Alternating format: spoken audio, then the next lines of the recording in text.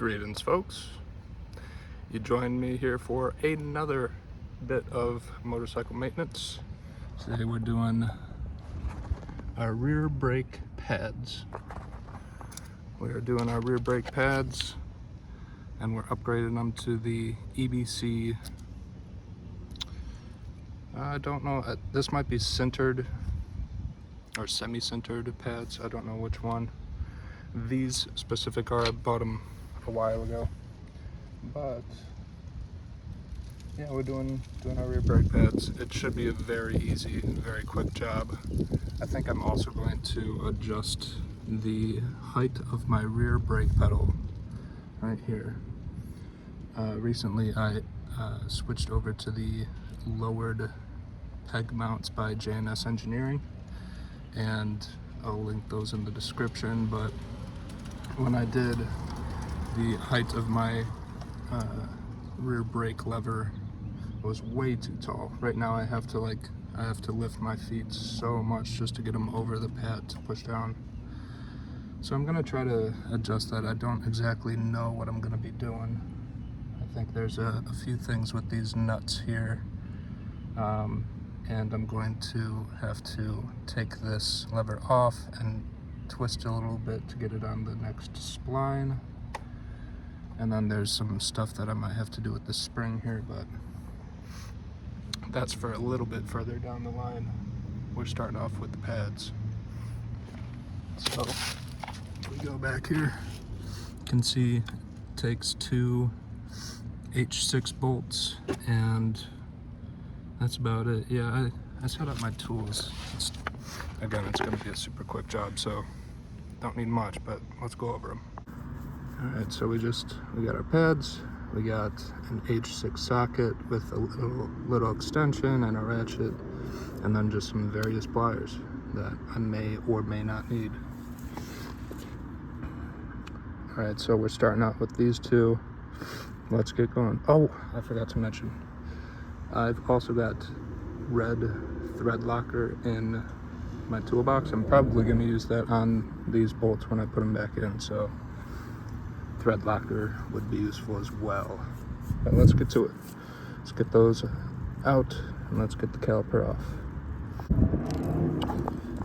We got those two bolts out and the caliper should just lift off easily, just like that. And now we can check our pads. Be sure not to let this dangle too much on this hose when you're doing this. If you're gonna let it sit for a while, I would set it on something or hang it up with a zip tie or something like that. I should also say, along with all of my videos, I'm not a mechanic. Do not take my advice. But if we look in here, we can see a extraordinarily worn top pad and a not very worn bottom pad. So I don't exactly know what might be doing that, but maybe I need to rebuild this caliper pretty soon. We'll see. I'll look into that. I'll do a little research, and maybe you'll see a rear brake caliper rebuild video soon.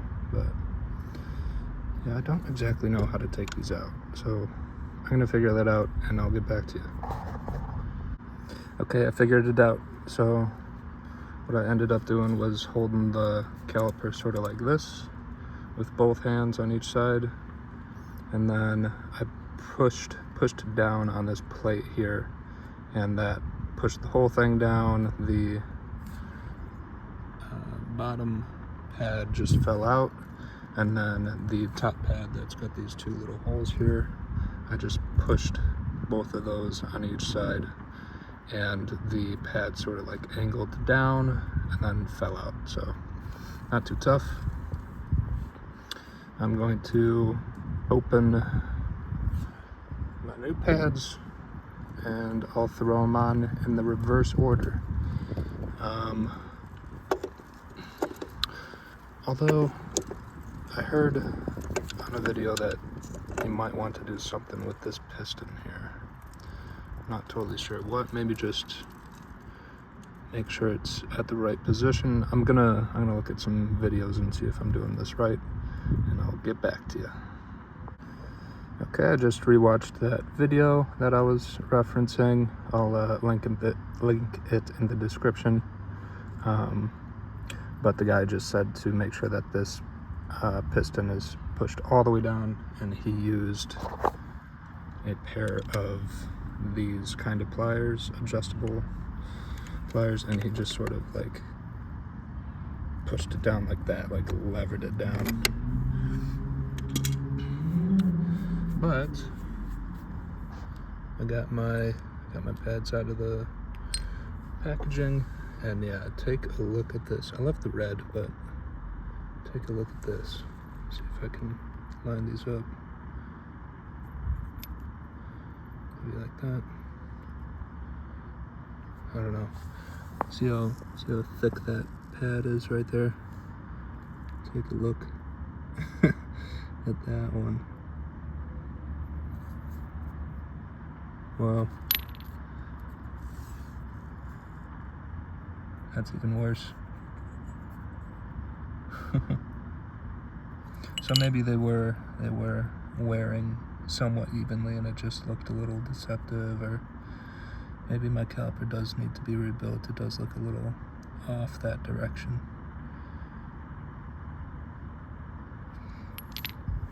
Okay, but we are putting the smaller one down. Don't know which direction yet. And then we are putting this bigger one over it. And it will go that way, just like that. All right, let's throw them in. So I just installed these, but I ran into a little problem. So those had worn down so much that even with the piston slightly extended, apparently, there was enough of a gap for the rotor. But when I put the new ones in, I mean, look at that, there was enough of a gap for a rotor in the previous brake pads, but these ones are just like totally stuck together. So I am going to push this plate back down, get these out of here, and then I will try to push this piston down even more. This piston right here. Yeah, that's kind of amazing.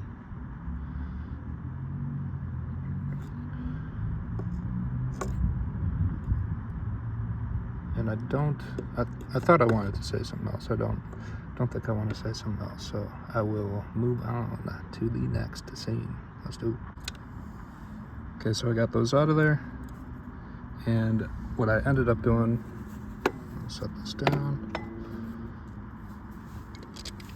So I was using these pliers the wrong way. So what I ended up doing was taking these big pliers and going on both sides of the piston right here. So one end here, one end here.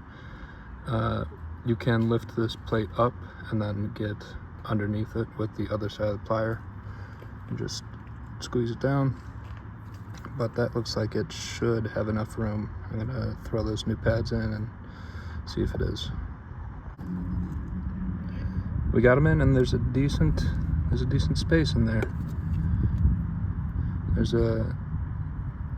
can't really move them right now, but there's a bit of space above this top pad, right above this metal here. Enough space for them to spread out, enough to fit on the disc. But I remembered what I wanted to say a bit ago, and that was that I wonder if this spring here, this plate, is sort of a way of keeping the brake effective as the pads wear down. So maybe the piston or something like that, something that would make it tighter and tighter and tighter as the pads wear down, so that there's not like a lot of play in your lever as the pads get thinner. Just interesting to think about, but we will get these pads sort of spaced apart, get this back on, get the bolts back down with some thread locker. I forget what they torqued to. I think it was 16 foot-pounds, something like that. I forgot to bring my torque wrench out with me today, and I don't feel like going back up to get it. So I'm just going to tighten them down a good bit with thread locker, and that should be all right. So let's do it.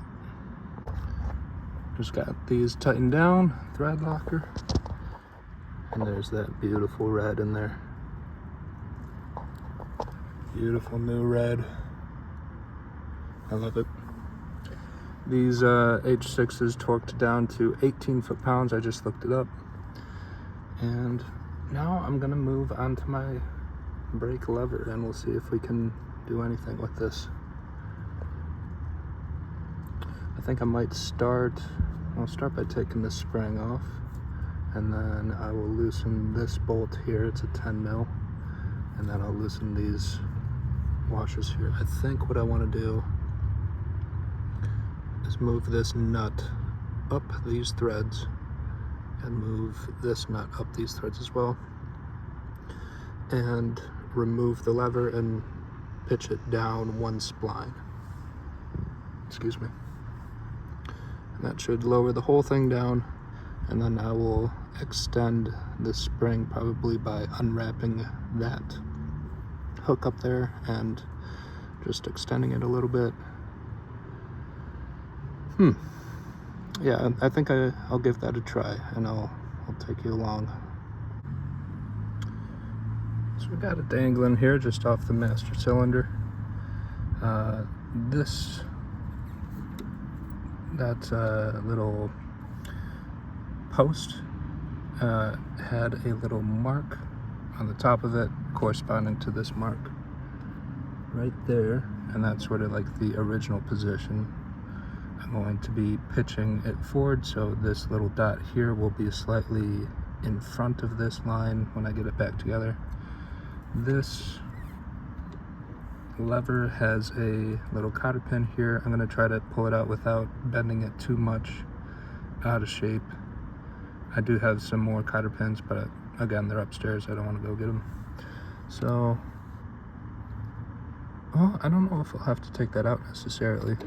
I'm going to loosen these, and I'll try to get both of these nuts up this stud right here, and yeah, we'll try to get it lowered. Here's the spring.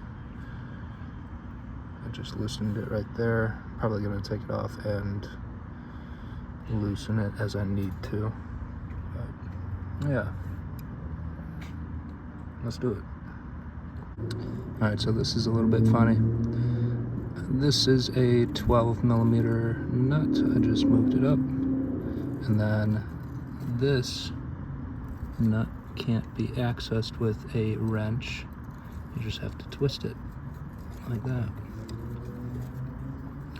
And I'm going to be going for as much adjustment as I can, because seriously, I have to lift my foot so much to get on the rear brake. So I'm going to do as much as I can and see if we need to go back at all.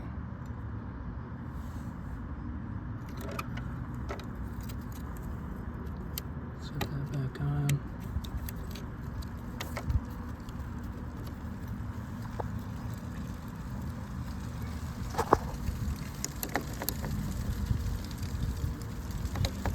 Move it around. It does look to be lined up as I'd like it to be. Maybe there's something behind it. Ah, there is. Okay. There we go. You have to press this thing on the back of it. How does that line up? That's definitely better. Alright, I'll hop on the bike, see how it feels, and then get this spring modified. Okay, I got on the bike, and it feels pretty good. It feels like I can lay my foot flat and it's on there. However, I'm so tall. My legs are so long that this is even just like a little bit uncomfortable. So I'd even like it moved. What would that have been? Would that have been 2 splines that I've already moved? I don't know. I'd like to try another spline down, but I mean, that's all the room on here that I've got, you know. So without doing any like serious extensive modification to the master cylinder, maybe like drilling a couple holes right here or something and moving the whole thing forward. I don't know. That's a job way outside of my freaking ability right now, but I think that's about as good as I'm gonna get. I've seen brake pedals online that go even lower. They advertise that they're only for Gen 3s, I think, on Amazon. I might put a link to those as well. But I might try that, see if it works. But for now this'll do. Let's get the spring done. Very little modification was required for that. And I'm not going to show you my my taillight right now because I don't have my license plate covered up, but suffice it to say that the brake light works even better than it did before.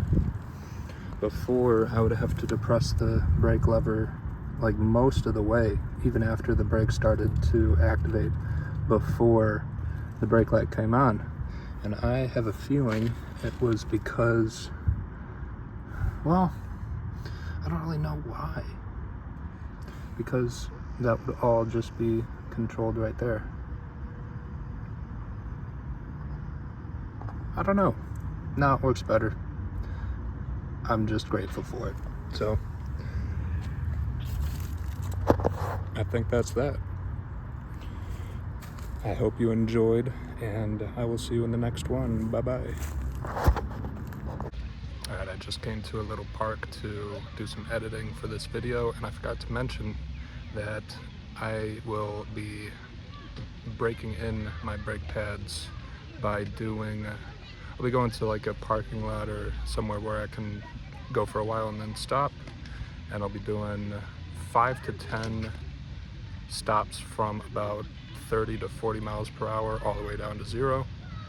That'll warm up the brake pads a lot, so you want to let them cool down a bit between runs, but yeah, that's all you do. Alright, see you in the next one. Bye bye.